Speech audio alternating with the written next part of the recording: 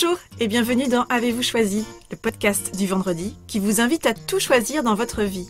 Je suis Oriane Savouré-Lucas, serial choisisseuse de ma vie. Dans la vie, j'ai les pieds sur terre et la tête dans les étoiles et je vous propose d'explorer avec curiosité le vaste et intrigant territoire du choix.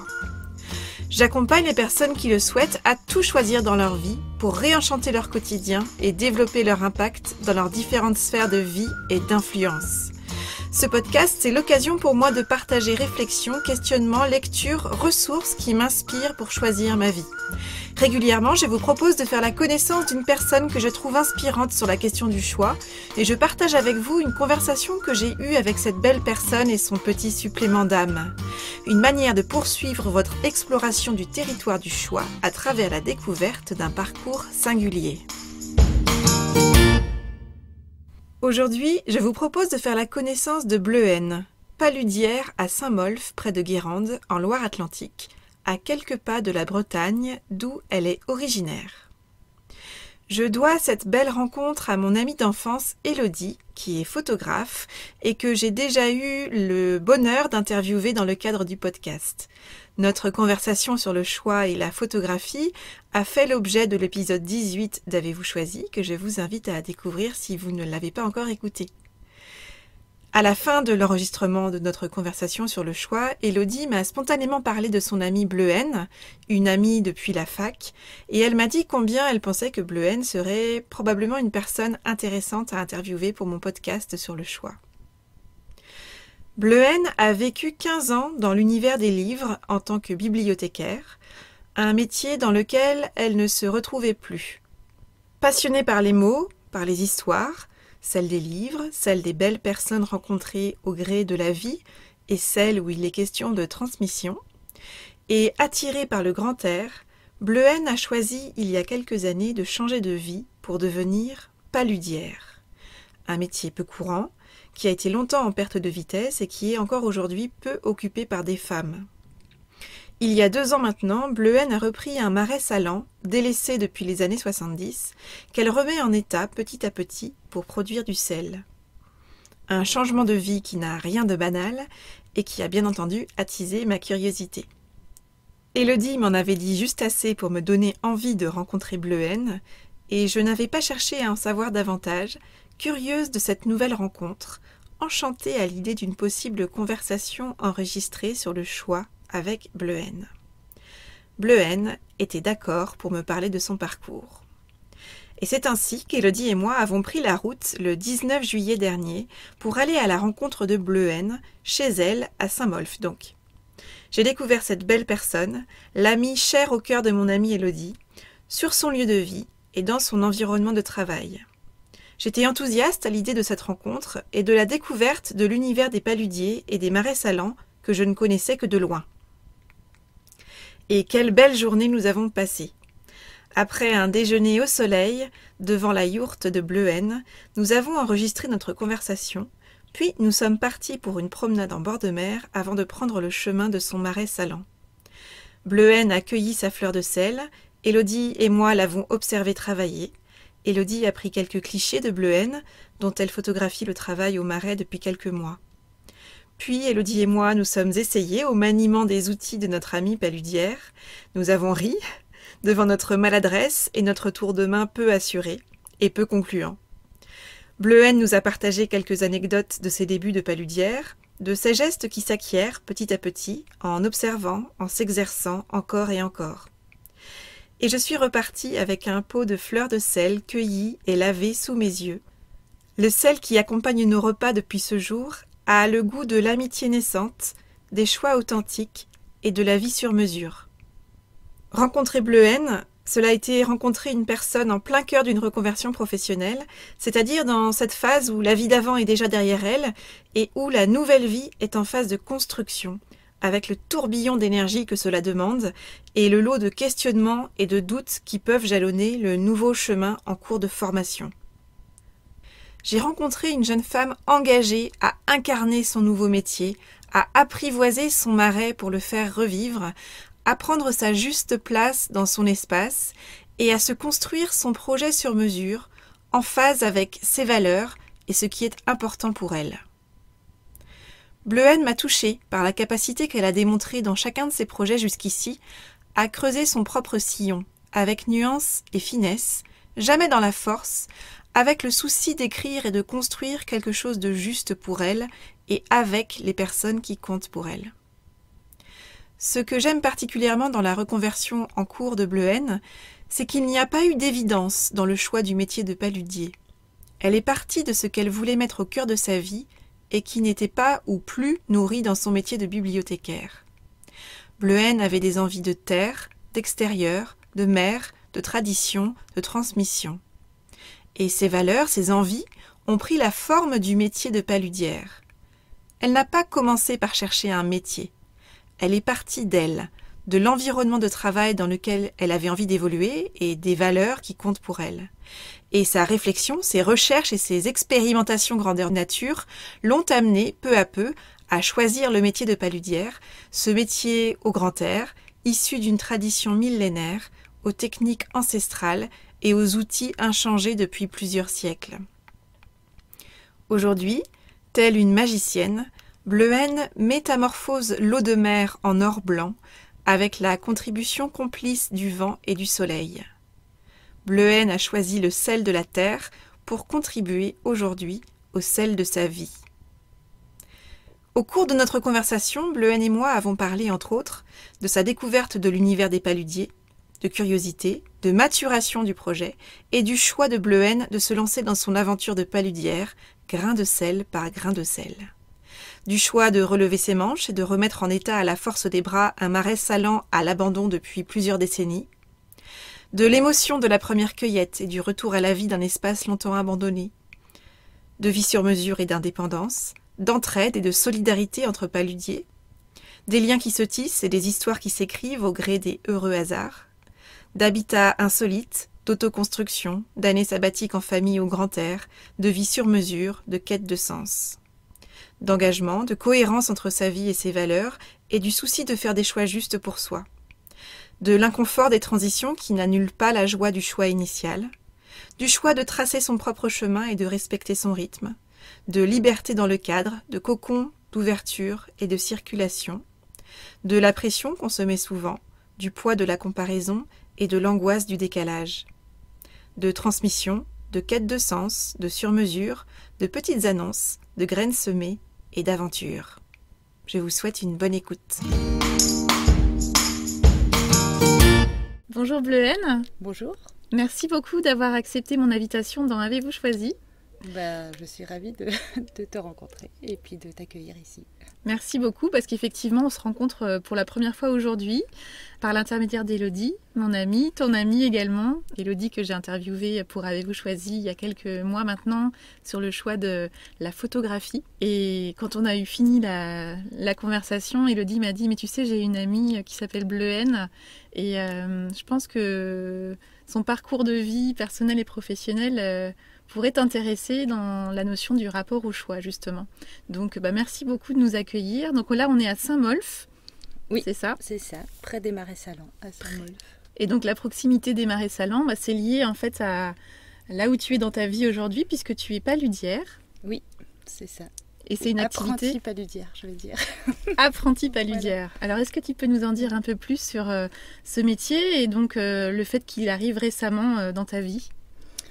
Moi, j'ai commencé ce parcours de découverte du métier, d'apprentissage, il y a un peu plus de 2 ans et demi maintenant. Donc à l'époque, moi, j'étais encore bibliothécaire et avec une envie de changer. Et donc j'avais pris des contacts avec des paludiers et des paludières, mais c'était vraiment par hasard, comme ça, en cherchant sur Internet ou le bouche à oreille, etc. Pour déjà qu'ils me parlent de leur métier, que je me rende compte de ce que c'était vraiment que le métier de paludier. Voilà, à la fois sur l'environnement, ce que physiquement aussi ça faisait, ce que j'étais capable de faire ce métier qui m'attirait, mais sans trop vraiment savoir pourquoi. Et donc j'ai commencé comme ça, j'ai rencontré donc des paludiers, des paludières, et puis petit à petit j'ai commencé à travailler, à participer aux travaux, d'abord aux travaux d'hiver au Marais. remise en état, puisqu'en fait il y a du travail toute l'année au Marais Salants. Il n'y a pas juste la période de sel, donc l'automne, l'hiver, il se passe aussi des choses au Marais. Donc quand j'avais des vacances de la bibliothèque, je filais vers les marais et c'est comme ça que j'ai commencé à pratiquer et puis à apprendre les gestes en fait. Et petit à petit, je me suis rendu compte que ça me plaisait vraiment, que peut-être du coup ça allait devenir mon nouveau métier. Mais bon, voilà, après j'étais encore vraiment dans l'apprentissage et la découverte. Et puis petit à petit, donc j'ai fait aussi des saisons de sel. J'ai poursuivi mon apprentissage aussi tout au long de l'année. Donc je passais vraiment toutes mes vacances au Marais. Et puis petit à petit, je me suis dit que ça me plaisait vraiment. Donc j'ai postulé une première fois à la formation donc, de paludier, parce qu'il existe une formation pour les paludiers qui dépend de la Chambre d'agriculture. Et donc ici, près d'ici, à la Turballe, il y a un centre de formation. Donc c'est une formation qui dure 1 an. Et j'avais postulé donc une première fois, mais sans que mon projet soit vraiment très abouti. Mais voilà, les personnes que je connaissais au Marais m'avaient dit, mais si... vas-y, tente ta chance, tu verras bien tout ça. Donc ce que j'avais fait, mais bon, ça n'avait pas abouti à l'époque. Voilà, puis ça m'a laissé en fait finalement une année aussi pour mûrir le projet. Donc je me suis mise à la recherche d'un marais pour m'installer, avec l'idée moi de m'installer comme paludière indépendante, donc en vente directe, donc sur un petit marais. Parce que là, moi, je commence un peu tard, j'ai déjà 40 ans, j'ai une vie de famille avec des enfants. Je sais aussi que physiquement, je ne me sens pas capable de travailler dans un marais salant de grande taille, etc. Puis j'avais vraiment cette envie de faire le sel, mais aussi de le vendre, de rencontrer les gens à qui j'allais vendre le sel, etc. Donc voilà, ce projet s'est dessiné progressivement et donc j'étais à la recherche d'un marais qui corresponde un peu à ce projet. Les marais salants, donc c'est un lieu qui a été abandonné, déserté dans les années 60-70. Il y a eu une grande période de déprise. Donc les gens quittaient les marais et puis c'était plus du tout une activité attractive. Enfin, les gens n'arrivaient plus à vivre du sel. Et, beaucoup ont quitté la région, les marais ont été laissés à l'abandon, sont revenus à l'état de friche, etc. Et petit à petit, après, à partir des années 80, il y a des personnes de l'extérieur qui ont commencé à venir s'installer dans les marais, à remettre en état des marais salants, et puis l'activité a été relancée comme ça progressivement. Il y a un groupement qui s'est mis en place, c'est devenu après une coopérative qui est très très importante aujourd'hui, à Guérande, avec plus de 200 paludiers. Donc les marais aujourd'hui, c'est très recherché finalement. Donc il y a assez peu de place pour s'installer. Donc finalement, j'ai compris assez rapidement que je n'allais pas trouver de marais en état de fonctionnement, tout prêt, tout fait pour moi. Voilà. Et que donc il allait peut-être falloir que je remette en état un marais salant abandonné pour pouvoir m'installer. Et donc j'ai fini par repérer plusieurs marais qui me plaisaient bien, donc à contacter les propriétaires. Puis finalement, un jour, à la mairie de Mesquer, je suis allée au service du cadastre, parce que j'avais repéré un marais qui pouvait correspondre à mon projet, mais qui était en friche. Et donc là, on m'a donné le nom du propriétaire à contacter. Et donc, ce qui est très marrant, c'est que quand j'ai reçu moi les coordonnées de ce monsieur, je me suis rendu compte qu'il habitait à Lannion. Donc moi à l'époque j'étais encore bibliothécaire dans les Côtes-d'Armor, tout près de Lannion, et que ce monsieur habitait en fait à 5 km de chez moi, mais là-haut. Et donc il y a un lien qui s'est fait parce qu'en fait on avait aussi des connaissances communes. Ce monsieur était accordéoniste, moi je travaillais au sein d'une maison de la culture à l'époque et j'avais un voisin de bureau qui était lui-même accordéoniste qui finalement connaissait ce monsieur. Enfin, il y a tout un tas de liens qui se sont... Voilà, c'était déjà prétissé quelque part. C'est ça. Et donc, du coup, j'ai écrit à ce monsieur en expliquant justement tout ça, comme c'était incroyable et tout ça. Puis il a trouvé ça incroyable aussi. Donc, dès le lendemain, il m'a appelé. Il m'a dit « Ah non, mais c'est fou, mais en fait, ce marais, il est pour toi, c'est sûr. » Enfin, bon, voilà. Et il était ravi que ça puisse revivre. Donc, il m'a beaucoup aidé aussi. Et c'était le marais de son grand-père. Lui qui était paludier, puis après son père avait un petit peu travaillé là, mais c'était l'époque justement où les marais ne fonctionnaient plus tellement, donc son père à lui était parti après travailler ailleurs. Voilà, et puis les marais étaient restés à l'abandon, donc depuis les années 60. Donc après, il a fallu voir, moi, avec mes collègues paludiers, s'il était possible, enfin ce qu'ils en pensaient quoi, de ce lieu-là, de ce marais, etc. C'était pas forcément le marais idéal, je pense, en termes d'exposition au vent, au soleil, etc. Donc pour faire du sel de manière efficace. Mais par rapport à mon projet, moi ça collait pas mal parce que c'est un marais où moi je pouvais, en fait, qui avait exactement la taille que je recherchais, qui était situé dans un endroit qui est quand même relativement touristique, fréquenté, etc., avec un accès facile. Donc moi, ça me permettait aussi pour la vente future de mon sel d'être relativement, dans un lieu voilà, de passage et tout ça, d'avoir ce lien aussi assez facile avec les clientes potentiels. Et voilà, donc les collègues sont venus sur le terrain avec moi, faire des trous dans la vase, parce que moi j'y connaissais vraiment rien du tout. Et ils m'ont dit, ah ben non, mais ça va, l'argile a l'air belle. Enfin voilà, on peut y aller quoi. Puis après, bon, quand on remet en état un marais, on le fait beaucoup toute seule, mais il y a quand même toute une équipe d'entraide derrière. Donc il était important que l'équipe à laquelle j'appartenais, enfin plus ou moins d'ailleurs à l'époque, mais à qui j'avais donné des coups de main, soit d'accord pour m'accompagner sur ce projet aussi, parce que c'était eux qui allaient m'aider physiquement à remettre en état le marais. Donc quelque part qui valide aussi la viabilité du projet au regard de leur propre expérience, de leur vécu de paludier. Oui, c'est ça. Oui, c'est eux qui m'ont dit si... Enfin, déjà, moi, j'étais incapable de savoir si ça valait la peine, si c'était faisable. Enfin, voilà, moi, j'avais quand même beaucoup de questions de cet ordre-là. Et donc, eux m'ont permis d'y croire et puis de commencer vraiment le projet. Et donc ils m'ont accompagnée sur les étapes clés de la remise en état du marais. Donc, j'avais trouvé un marais. J'ai repostulé donc pour la formation et cette fois-ci j'ai été prise, ma candidature avait été retenue. Et donc voilà, donc j'ai commencé la remise en état du marais à l'automne, au mois d'octobre, et puis un mois après je commençais ma formation théorique donc à la Chambre d'agriculture. La remise en état n'est toujours pas terminée, mais en tout cas on a remis en état une partie du marais pour me permettre de faire un peu de sel déjà cet été. Quand j'ai commencé, j'avais vraiment du mal à me dire que ça allait faire du sel l'été suivant. Heureusement qu'il y avait justement cette équipe pour me dire si, c'est possible. Enfin voilà, moi ça me semblait complètement incroyable. Et puis j'avais jamais fait ça.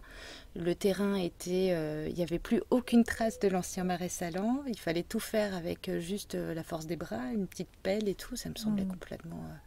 incroyable. Et puis je me disais, oh là là, il y a la formation en parallèle, la vie de tous les jours aussi, ça prend du temps parfois, plus la remise en état. Enfin, C'était un projet d'ampleur. Oui.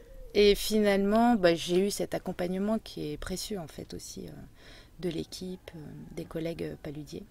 Donc en fait, si je résume, en 2 ans, on va dire entre le moment où l'idée a vraiment fait du chemin professionnellement, en termes de projection professionnelle, tu es passé donc t'étais bibliothécaire du côté de Lannion dans les Côtes-d'Armor, à je m'installe, je loue un marais salant qui est en état de friche, je veux lui redonner vie.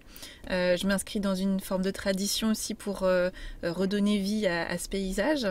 Et je change non seulement de métier, mais aussi de statut.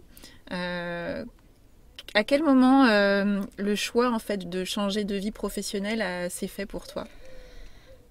En fait, j'ai pas vraiment de réponse très très claire par rapport à ça parce que c'est tout un cheminement, quoi. Et mais comme on me pose beaucoup la question, ce qui est normal, parce que c'est quand même radicalement différent. J'ai réfléchi un peu et je pense que c'est quelque chose qui est... en fait, j'ai changé de statut, moi personnellement, mais par rapport à mon histoire familiale, en fait, c'est presque l'inverse. Parce que moi, je suis vraiment issue d'une famille de paysans, enfin du côté de mon père et de ma mère. Mes grands-parents étaient paysans. Mes parents, eux, ont changé, ont fait des études, ont quitté ce milieu justement, voilà. Je pense que ils nous ont transmis ça et que pour eux, c'était important qu'on fasse des études, pour mes parents, qu'on aille à l'université. Enfin voilà, c'était quelque chose qui comptait beaucoup pour eux. Même s'ils sont restés attachés et fidèles à leur milieu paysan, mais il y avait vraiment il y avait cette idée un peu de réussite, je pense, et puis aussi de confort, d'un statut social confortable, stable, etc. Voilà, donc ça. Et moi, je sais que quand j'étais enfant, j'avais cette envie, je disais, ouais, moi je serais éleveuse de chèvres, enfin, ça m'attirait en fait ce côté de la terre et tout. Et bon, ça s'est pas fait. Donc j'ai fait des études et ça m'a plu aussi de faire des études, mais il y a toujours eu un peu cette attirance. Souvent je faisais des petits boulots, enfin j'ai fait beaucoup de petits boulots liés à la terre, quoi. J'étais ouvrière agricole, souvent pendant l'été, etc. Et donc je pense que ça c'est resté quelque part. Et puis il y a toute cette histoire familiale en fait de lien à la terre. Par contre, quand au bout d'un moment à la bibliothèque, mon poste il a beaucoup évolué et je me suis retrouvée de plus en plus dans du travail administratif face à un écran, quelque chose d'assez statique finalement, même s'il y avait des moments qui me permettaient de m'échapper un peu et puis de faire les choses pour lesquelles j'étais devenue bibliothécaire à la base. Ça, je sentais que j'étais en train de perdre ça et il y avait cette envie de terre ou d'extérieur qui était de plus en plus présente. Et moi, je pense que ce qui a le point de bascule, c'est qu'on est parti donc avec mon compagnon donc à l'époque et puis nos enfants, on est parti en voyage pendant une année scolaire. Donc pour ça, j'ai pris une année de disponibilité.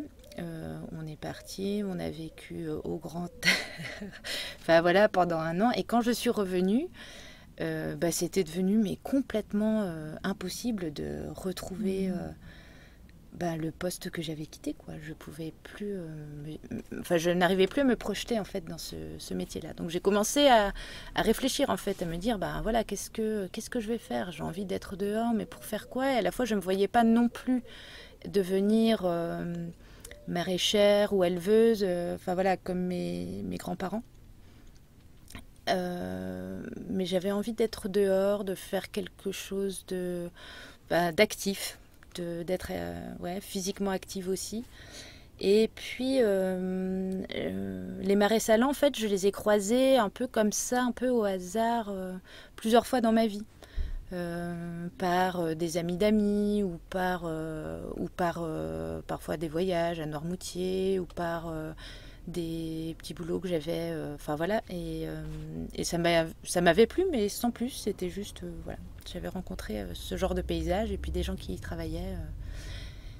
Et puis il y avait aussi la place de la mer, qui pour moi est quelque chose d'important, parce que du coup, moi j'ai grandi tout près de la mer, dans le Nord Finistère. J'ai beaucoup navigué quand j'étais enfant et puis plus grande et tout ça. J'ai plus tard adulte, j'ai vécu en bateau aussi pendant 4 ans. Donc, et tout d'un coup, tout d'un coup. Non, en fait, après, c'est qu'un jour, par hasard, en lisant une revue où il y avait des annonces de transmission agricole, ce genre de choses, parce que j'étais quand même dans cette idée de quelque chose d'agricole. Et je suis tombée sur une annonce où quelqu'un vendait son marais salant à Noirmoutier. Et en fait, là, je me suis dit, en fait, cette annonce a déclenché quelque chose. Je me suis dit, mais oui, mais c'est ça, les marais salants, en fait. C'est un métier, tu vas être dehors, c'est agricole, tu travailles avec la mer. Enfin, ça collait pour plein de trucs, ça avait l'air de coller. C'était au carrefour de plein de choses voilà. qui avaient de la valeur pour toi, qui avaient du sens. C'est ça, ouais. J'ai jamais contacté la personne qui vendait son salon à Noirmoutier parce que c'était pas, je me voyais pas partir à Noirmoutier tout ça, mais ça a vraiment été le point de départ, et c'est depuis la lecture de cette annonce que je me suis mise à la recherche après de contacts dans les marais pour voir si ce qu'il en était, ce que c'était vraiment. et voir si ça me plaisait et si j'étais capable de faire ça. Donc cette petite annonce lue dans un peu au hasard oui. d'un magazine Oui. a été le déclic pour vraiment donner forme à ce projet-là, lui donner petit à petit vie. Et est-ce que tu as souvenir d'un jour où tu te dis bon c'est bon, cette fois j'y vais, je fais ma demande de congé formation, je passe la vitesse supérieure et je donne sa chance à ce projet-là? Ouais, je crois que c'est au bout d'une année. En fait, j'avais fait le tour un peu de toute une saison au Marais, tous les travaux de l'année. Et une fois que j'ai fait toute cette année au Marais, je me suis dit, mais en fait, si ça me plaît vraiment. Il y avait quelque chose qui faisait que ça me plaisait réellement et que j'avais envie d'essayer ça. Ça impliquait beaucoup de choses. Ça impliquait de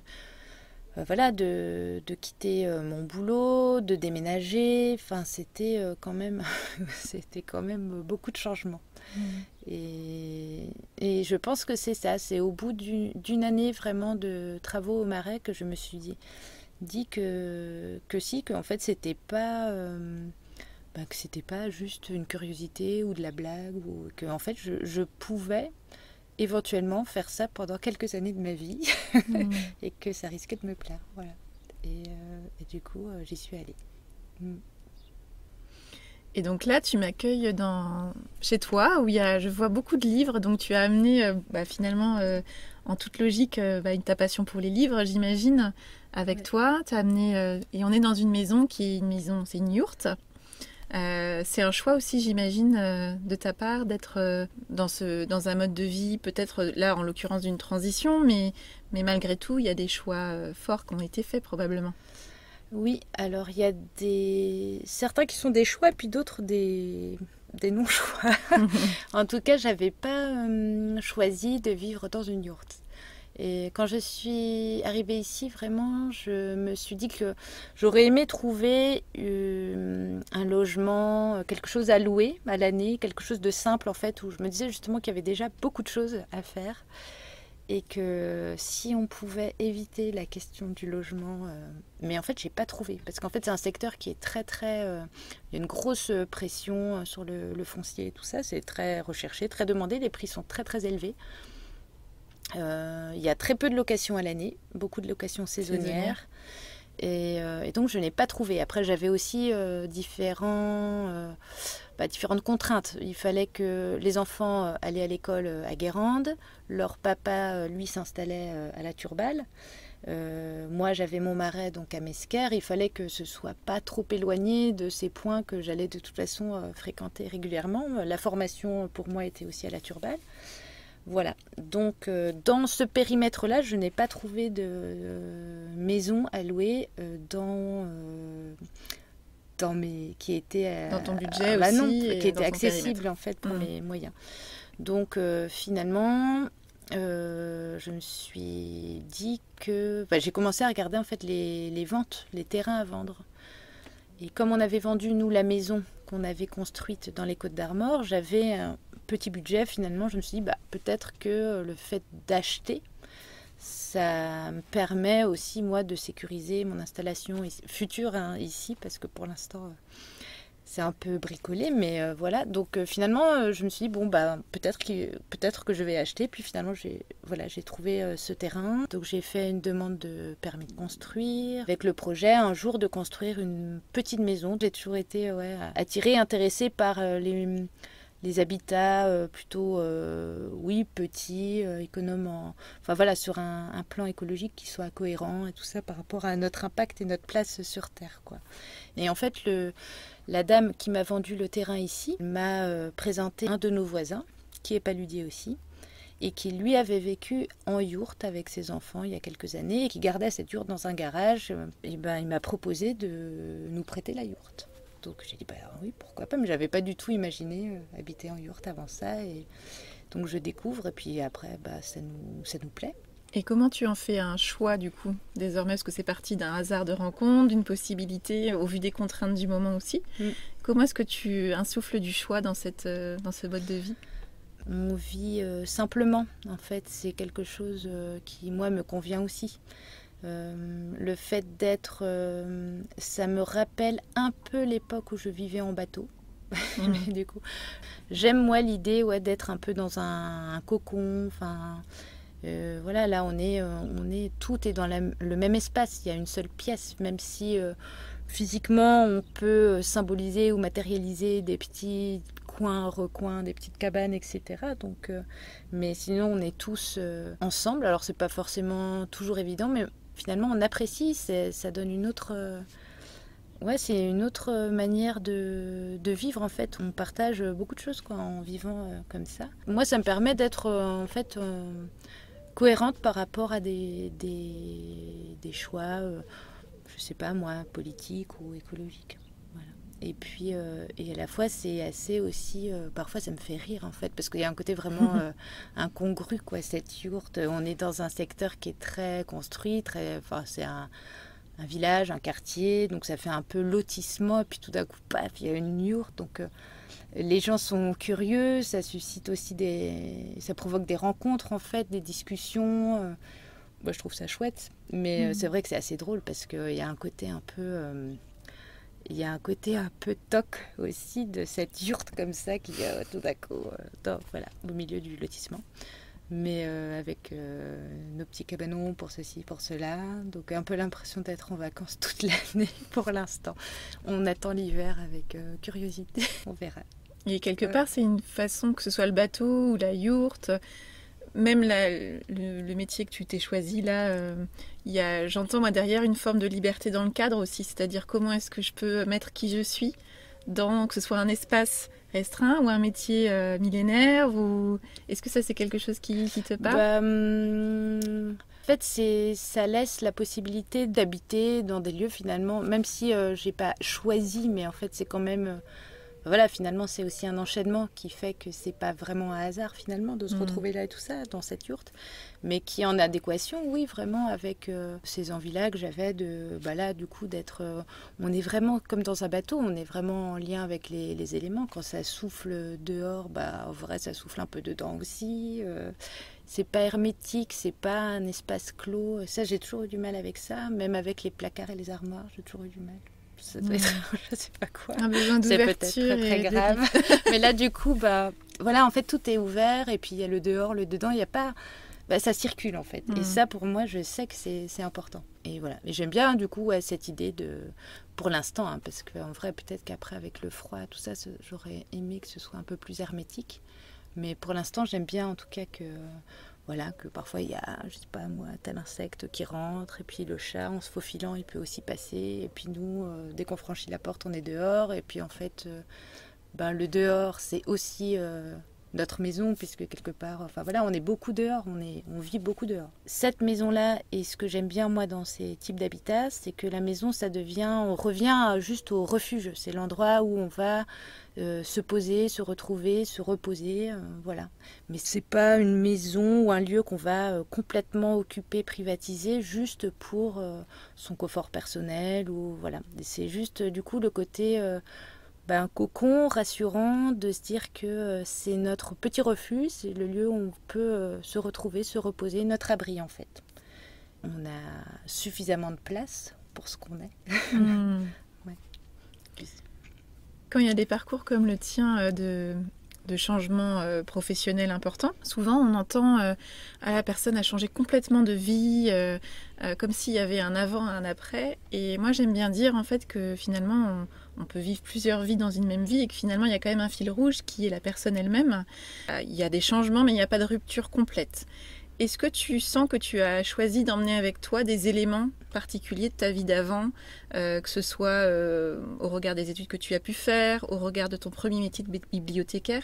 Tu évoquais tout à l'heure le fait que tu avais choisi ce métier de bibliothécaire pour des raisons particulières. Est-ce que ces raisons-là, tu as réussi à leur redonner vie, par exemple, dans ton nouveau métier de paludière?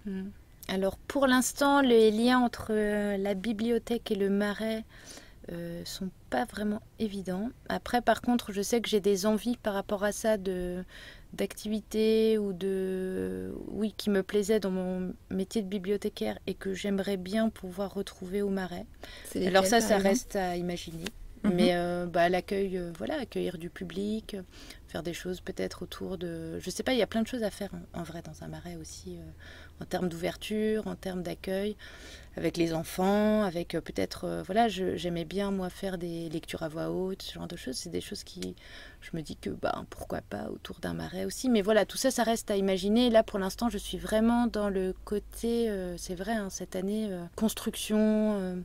dans l'aspect physique, dans l'installation, la préparation, l'aménagement.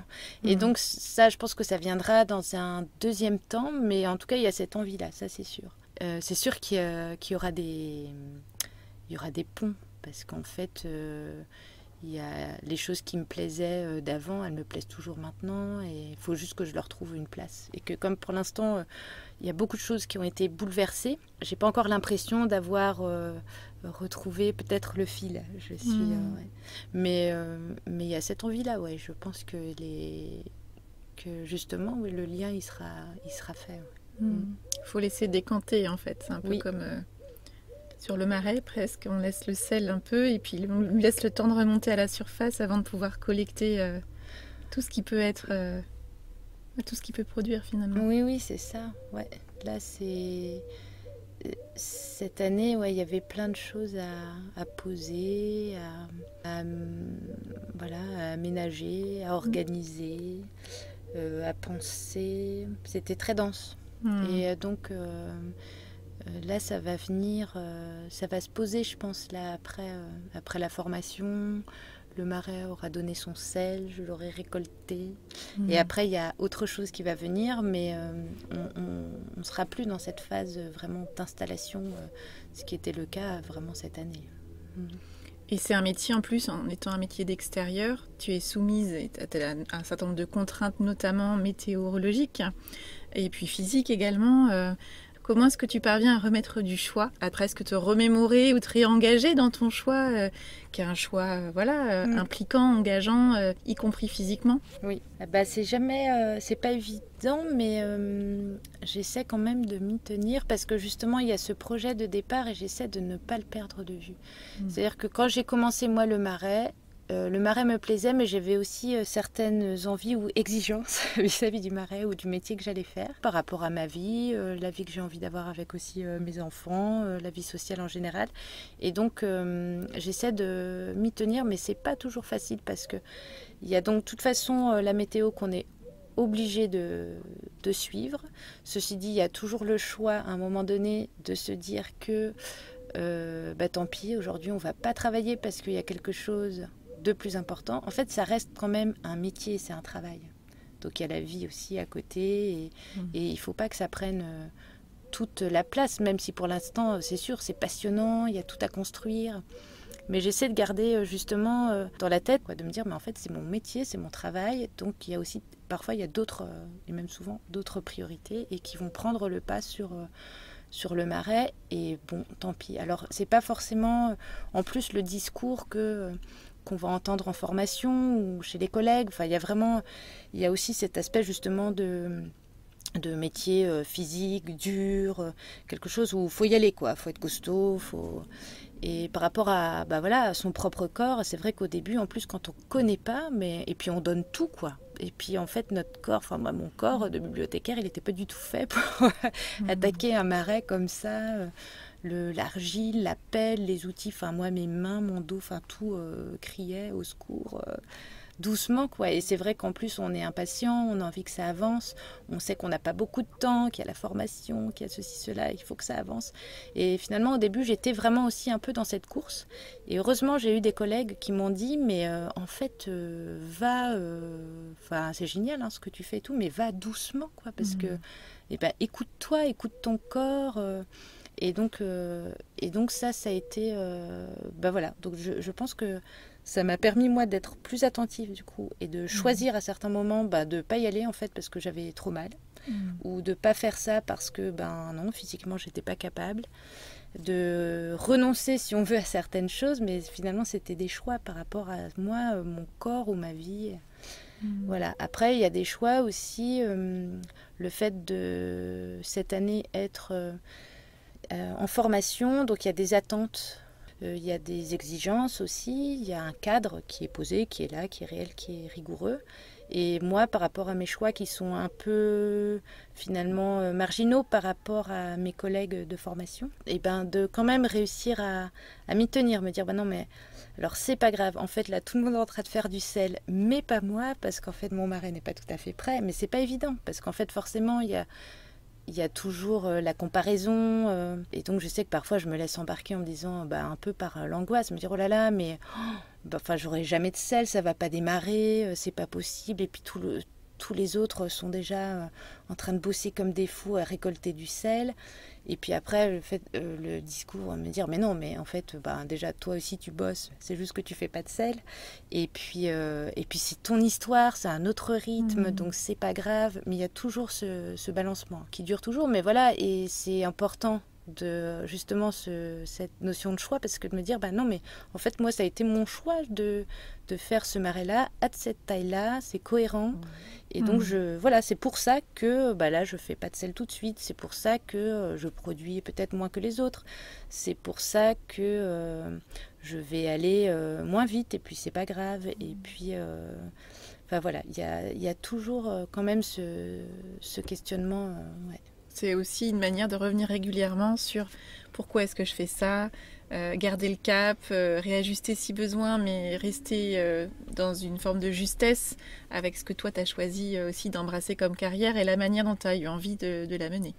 Ah oui, complètement, ouais, c'est ça, c'est qu'à un moment donné, je pourrais être assez facilement embarquée justement, parce qu'en fait on est au Marais, c'est quand même très particulier, hein. Les Marais Salants, c'est un espace géographique très restreint, donc forcément on est toujours dans le voisinage, il y a forcément une paludière qui fait du sel juste à côté. Donc on voit constamment ce que font les autres dans les discussions. Donc ce décalage, il est là, cette année, il est réel. De toute façon, voilà, il y a un gros décalage. Et de petit à petit l'accepter et de dire, non, justement, moi, c'est mon choix. Donc voilà, en fait, je reste là-dessus. Et du coup, ça m'a permis aussi de profiter de l'arrivée de mon sel, parce qu'en fait, on en parlait tout à l'heure, mais c'était quelque chose de très émouvant. Et je pense que si j'étais restée justement dans cette angoisse de comparaison et tout ça, je serais passée complètement à côté de cette émotion. Et là, ça m'a permis justement de me dire, mais que, en fait, de réaliser que c'était incroyable, que j'avais tout... que depuis quelques mois, qu'il y avait seulement quelques mois, il n'y avait rien, et que là, j'étais en train de faire du sel, qu'il y avait du sel qui apparaissait, qu'il y a quelques mois encore, je ne savais même pas que c'était possible, que voilà.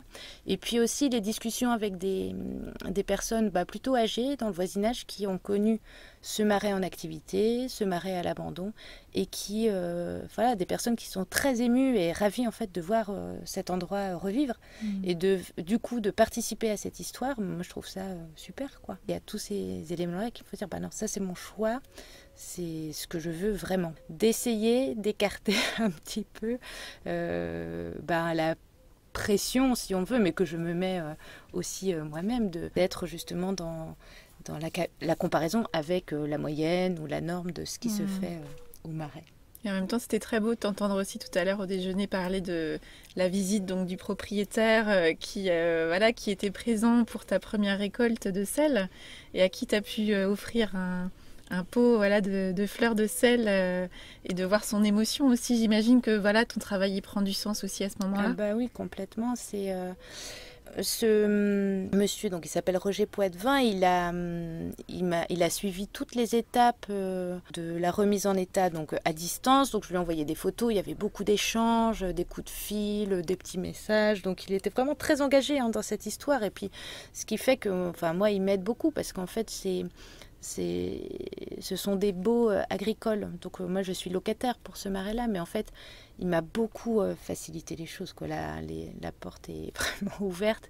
Et donc qu'il soit présent, alors là pareil, en fait c'était un peu curieux puisqu'il venait pour un festival de musique et ça a coïncidé avec l'arrivée du sel au marais, à quelques jours près. Ce qui fait que quand il est venu ici dans le secteur, moi j'en étais à mes premières cueillettes de fleurs de sel. Et donc j'ai pu lui offrir de la fleur de sel, du marais, de son marais, quoi.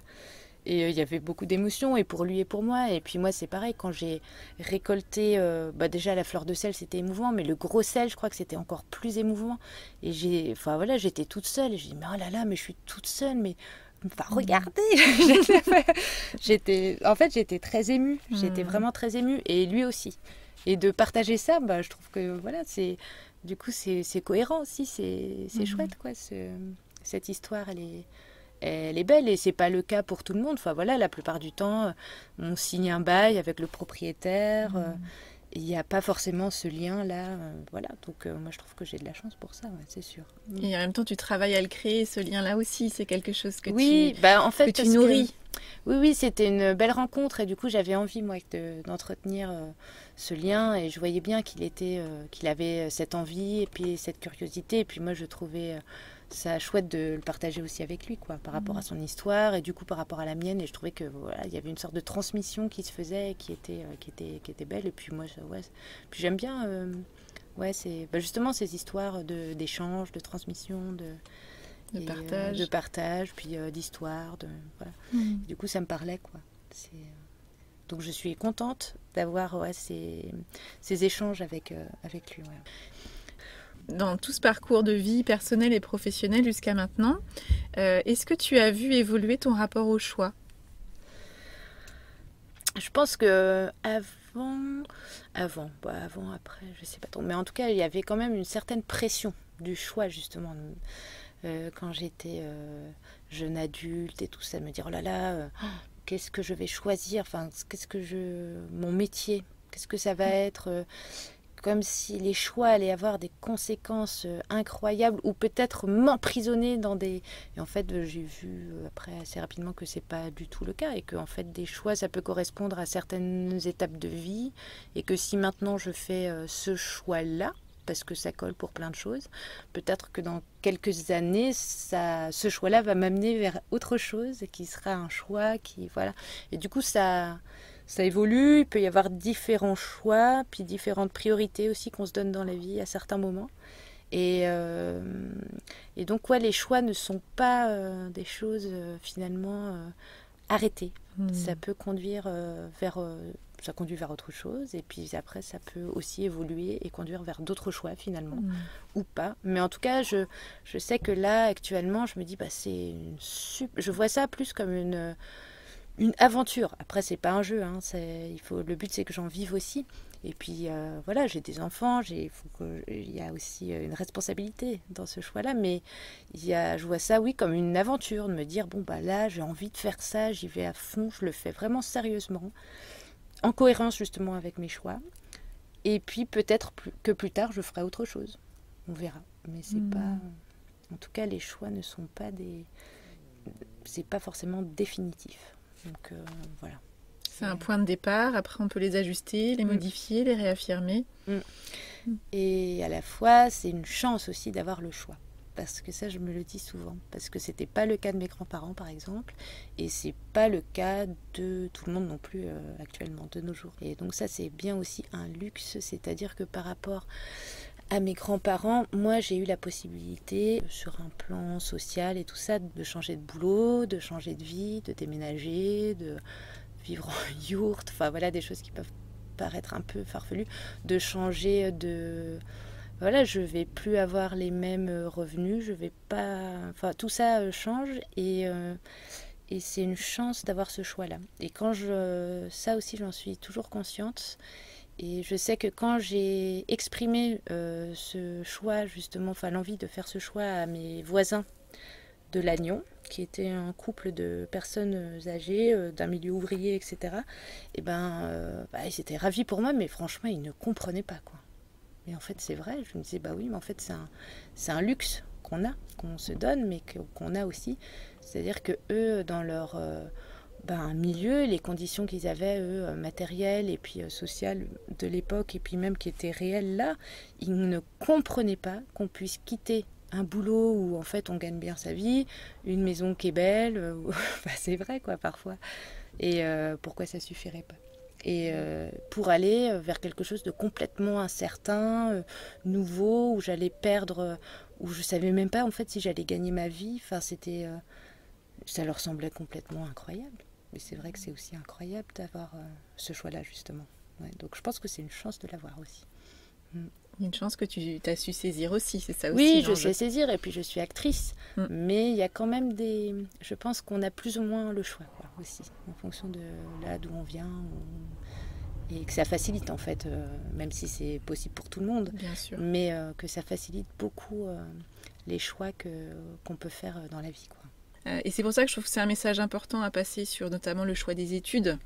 On a tendance à mettre beaucoup d'enjeux sur quelle étude va faire, soit je vais faire à titre personnel, soit mes enfants vont faire aussi, et de passer le message que c'est un point de départ qui va mener vers peut-être un premier métier, mais qui a de très grandes chances d'évoluer, et que c'est ok en fait, que c'est une première étape avant la suite du chemin, quoi. Bah oui, c'est ça. Puis en fait, on se rend compte maintenant à nos âges, mais avec justement, puisqu'on parlait d'amitié puis de personnes qu'on connaît depuis longtemps, on voit bien les parcours des uns et des autres qu'on a connus à certains moments de nos vies. On voit bien comment les autres aussi ont évolué, qu'on s'est rencontrés à certaines étapes de nos vies où on faisait la même chose, et puis en fait finalement on fait plus du tout la même chose, et chacune a eu son parcours, a fait ses choix, ou parfois n'a pas eu le choix, et du coup, enfin voilà, et donc, bah oui, c'est ça, c'est quoi qu'on fasse, de toute façon, ça nous bloque rarement. C'est une étape vers, voilà. Un choix est rarement définitif, en fait. Les choix complètement définitifs sont relativement peu fréquents. Ouais, je crois. Et est-ce que tu as des choix importants là, qui se profilent, que ce soit en lien avec ton activité, avec ta vie en général Alors là, je crois que je vais un peu calmer les choix. Tu fais le choix de calmer le jeu ? Voilà, je fais le choix de calmer le jeu. Là, les prochains choix, si, mais il y en a toujours des choix. Ça va être de savoir quelle taille vraiment donner à mon marais par rapport à ce qui est possible, d'en retirer pour en vivre, mais que ça reste en cohérence avec mon projet malgré tout et mes capacités physiques, que je ne me laisse pas embarquer justement dans quelque chose qui me dépasse complètement. Ça va être des choix aussi par rapport à mes enfants, que eux, d'essayer d'accompagner leurs choix justement. Et puis après, ça va être les choix plus matériels de quand est-ce qu'on commence les travaux de la maison. Parce qu'en vrai, moi, je suis vraiment pas pressée, mais je me suis rendu compte l'autre jour que dans une conversation comme ça avec ma fille, que bon, la yourte c'est sympa, hein, mais une maison c'est bien quand même. Mais voilà. Et que du coup, c'est important que je sois à l'écoute aussi de ça.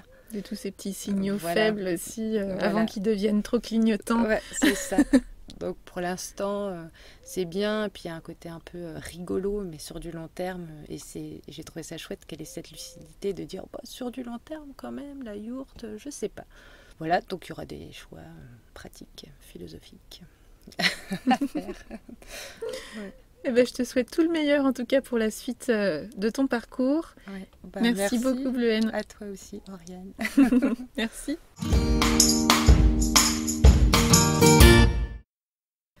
Un grand merci à Bleuhen pour son accueil, pour sa confiance, sa générosité et sa simplicité. Alors, que vous a inspiré cette conversation ?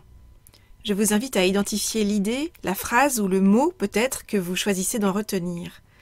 Avec quoi de nouveau repartez-vous de cette conversation ?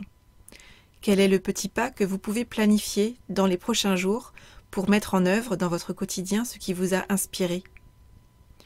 Je souhaite de belles et généreuses cueillettes de sel à Bleuhen. Du sel de la terre, bien sûr, et aussi du sel de la vie. Voilà, c'est tout pour aujourd'hui. Vous retrouverez cet épisode sur le site oriansavoureluca.com. Si vous aimez ce podcast, je vous invite à le partager auprès de celles et ceux qui vous sont chers et que l'idée de tout choisir dans leur vie pourrait réjouir. Merci également de laisser votre avis enthousiaste sur la page Facebook, sur le site ou encore une constellation de 5 étoiles sur Apple Podcast ou sur votre plateforme de podcast préférée. Vous contribuerez ainsi à soutenir ce projet de façon bienveillante et efficace. Je vous souhaite une belle semaine et je vous donne rendez-vous la semaine prochaine pour un nouvel épisode. Et d'ici là, et si vous choisissiez tout ?